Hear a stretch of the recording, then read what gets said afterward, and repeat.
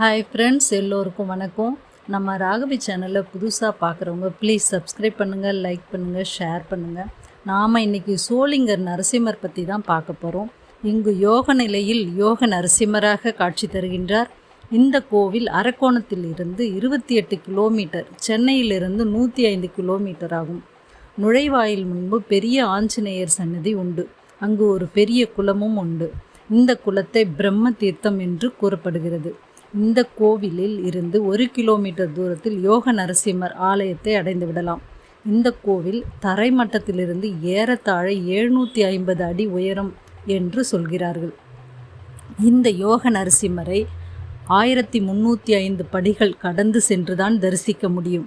ஆனால் இப்போது ரோப்கார் வசதி வந்துள்ளது. கட்டணமாக ரூபாய் 100 வசூலிக்கப்படுகிறது. வயதானவர்கள் வந்து செல்ல உதவியாக இருக்கும். இங்கு குரங்குகள் அதிகம். எடுத்து செல்லும் பொருட்களை பத்திரமாக எடுத்து செல்லவும். இந்த கோவில் 108 திவ்ய தேசங்களில் 64வது என்று கூறப்படுகிறது. இந்த கோவிலுக்கு வேறு பெயர்களும் உண்டு.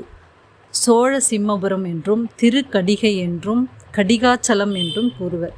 கடிகை என்றால் 24 நிமிடங்கள் என்று அர்த்தம். சலம் என்றால் மலை என்று பொருள். இங்கு வந்து நாம் 24 நிமிடம் இருந்து இவரை தரிசித்து விட்டு சென்றால் நம்முடைய வேண்டுதல் கண்டிப்பாக நிறைவேறும். இந்த கோவிலின் சிறப்பு, கார்த்திகை மாதத்தில் யோக நரசிம்மர் கண் திறந்து காட்சி அளிப்பதாக ஐதீகம். இங்கு கார்த்திகை கடை ஞாயிறு சிறப்பாக கொண்டாடப்படுகிறது.